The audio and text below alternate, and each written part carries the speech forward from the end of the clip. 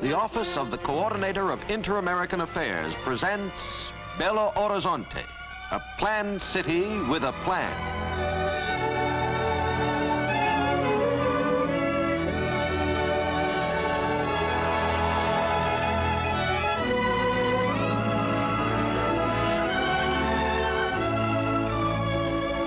Less than 50 years ago, Brazil's Coral del Rey Mountains looked down on a hamlet hidden among the rolling foothills. Today, on this site, stands Brazil's seventh city, Belo Horizonte, home of over 200,000 far-thinking people.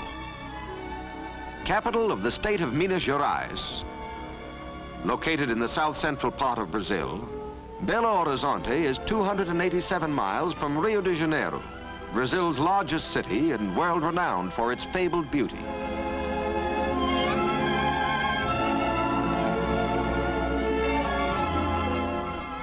"463 miles from São Paulo, Brazil's second city and the ranking industrial city of Latin America.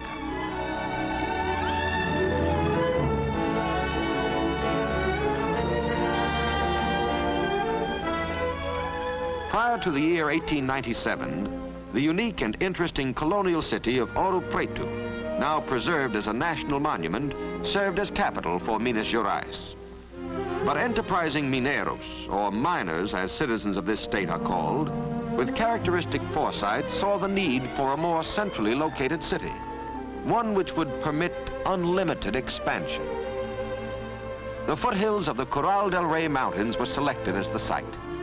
But before ground was broken, literally before one pickaxe disturbed the serenity of the lovely hills, engineers and architects translated into maps and blueprints the hopes and dreams of the founding fathers.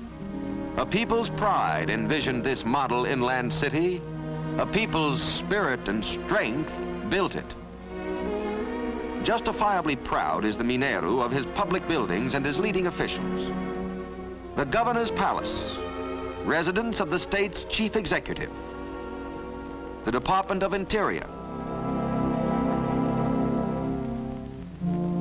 the Department of Agriculture, the Department of Education, the main post office, the City Hall, executive offices of the mayor, capable, enthusiastic Dr. Juscelino Kubitschek.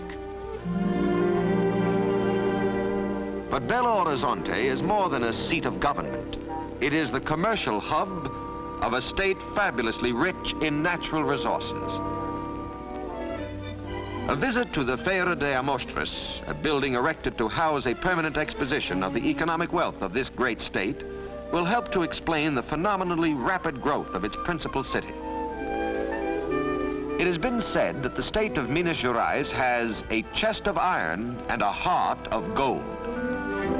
Here, the history of gold is the history of colonial Brazil under Portugal, and more particularly of the development of the state of Minas Gerais. For 350 years, in this oldest, richest gold mining community of Morro Velho, within sight of Belo Horizonte, Brazil produced more gold than the rest of the Americas combined. Intensive and careless exploitation, plus a natural depletion in reserves, has reduced Brazil today to 12th place among world producers. Even this comparatively small output of gold reflects itself on the economic life of the city.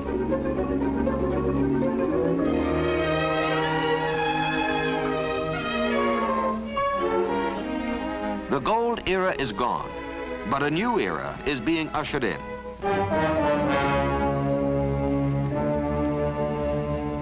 King Iron, long a slumbering giant in the mountains of Minas Gerais, is beginning to stir.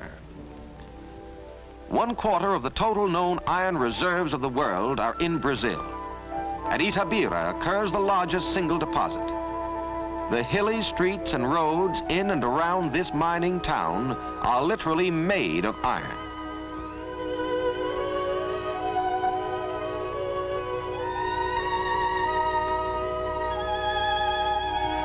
This peak is estimated to contain over 100 million tons of hematite. So high grade is the ore that the average will assay 68% of a theoretically possible 72% of pure iron. The railroad from Belo Horizonte is being extended to the peak by cutting through mountain passes and by filling in deep gorges. Building roadbeds is no simple engineering problem in this rugged terrain, but the work goes on. The ore, much of which will be used to make these very rails, is loaded into heavy-duty trucks and hauled several miles to the railroad terminus.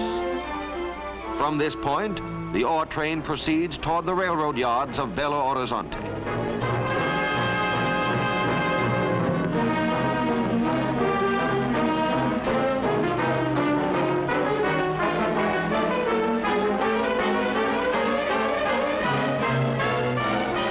At this important junction, some of the cars may be sent to the foundries in São Paulo. Most of them will go on to a large steel, wire, and rail mill at Monlevade, employing over 2,000 people. This mill, the only rail rolling mill in South America, is but the vanguard of even larger mills and foundries now in construction.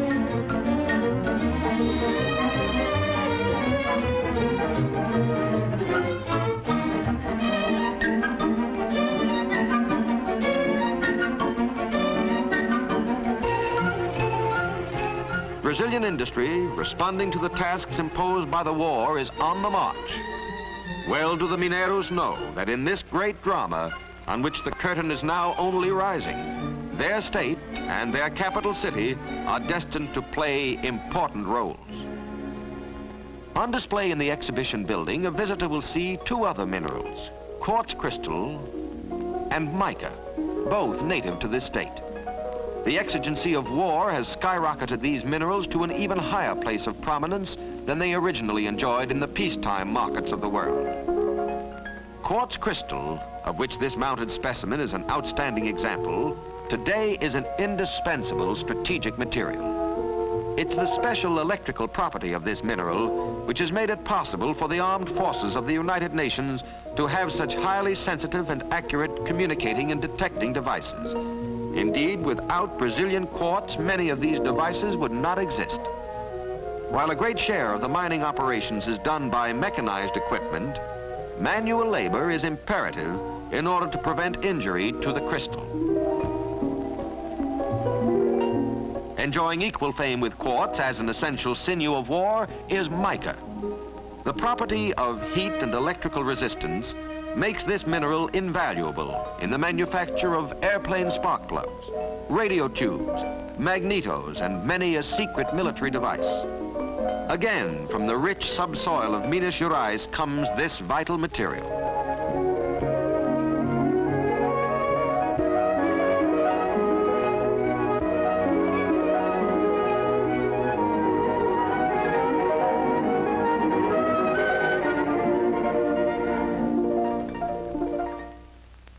In the cutting and trimming shops, busy Mineiros, men, women, and children, keep these leaves of mica moving toward the stockpiles of American factories and arsenals, and thus are contributing their very ample share to the cause of freedom.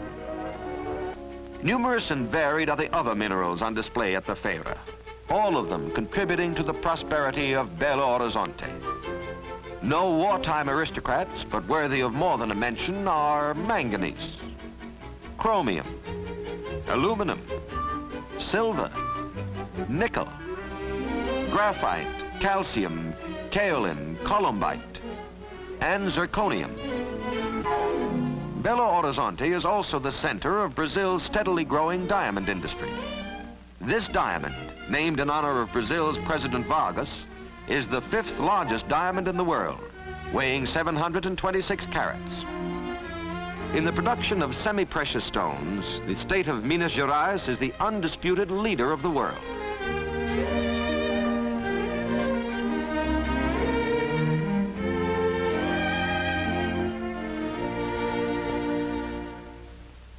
But if the subsoil of this state is rich in diversified minerals, nature has invested its soil with amazing fertility. The products grown are legion: castor beans, tea, coconuts, peanuts, rice, wheat, beans, corn, tobacco, cotton. Also on display are some of the manufactured articles of this state. Cosmetics, dolls, bathroom fixtures, ironware, thread and yarn, textiles, pipe tobacco, soap, fertilizer, lubricating oils, building materials such as cement, and various types of marble and granite. Yes, all this nature has generously and bountifully entrusted to the care of the people of this great state. And over all these riches, they are proving themselves trustworthy guardians.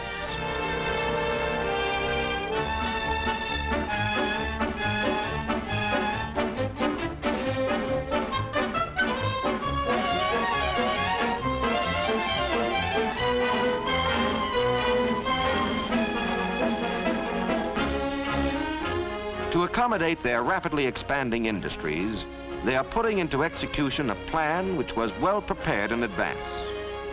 In this area, restricted to industry, all factories will have direct access to 2 railroads. Even as the building of the roadbeds, bridges, and viaducts proceeds, large plants are springing up.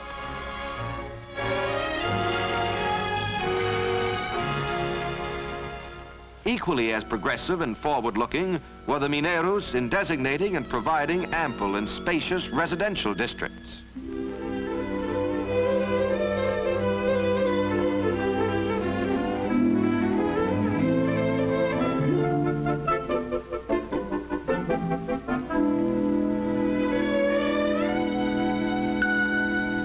Though Belo Horizonte is principally a city of private homes, the influx of large numbers of people has given impetus to the building of apartment houses and hotels.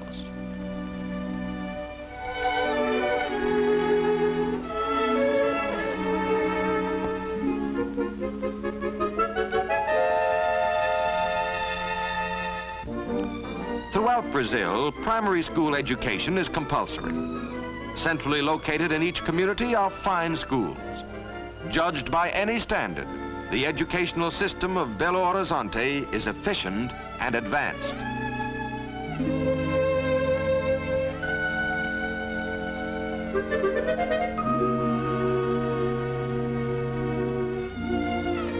At the conservatory, instruction in music is available to young and old alike. Unique in vocational education is the Instituto João Pinheiro, attended by young boys from all parts of the state, where emphasis is put on the teaching of agriculture. The Veterinary and Biological Institute gives advanced courses in animal husbandry.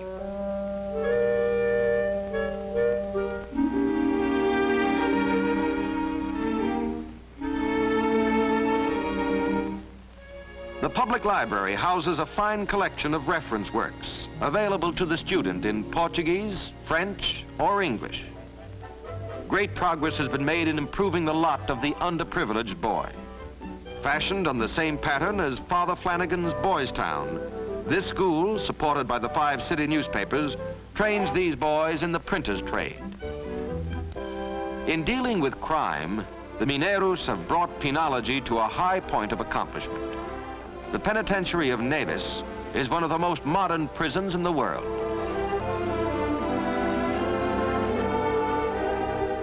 To return men to society as useful citizens is the ultimate aim of every prison. Here at the model prison of Neves, by the application of the honor system, by making available to the inmates practical vocational instruction in diversified trades, and by providing them with well-lighted and ventilated quarters, the Mineros are making good in their efforts to rehabilitate these men and to make them potentially useful to their respective communities. Typical of the many modern hospitals and sanatoriums devoted to the care of the sick is the São Vicente de Paulo Hospital.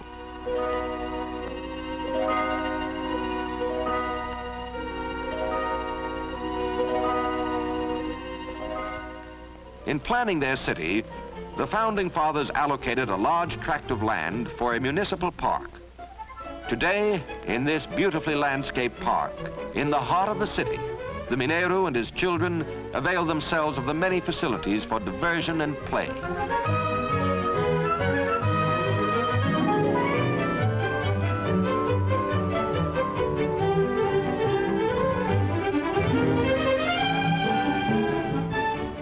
One of many other recreational centers is the Minas Tennis Club.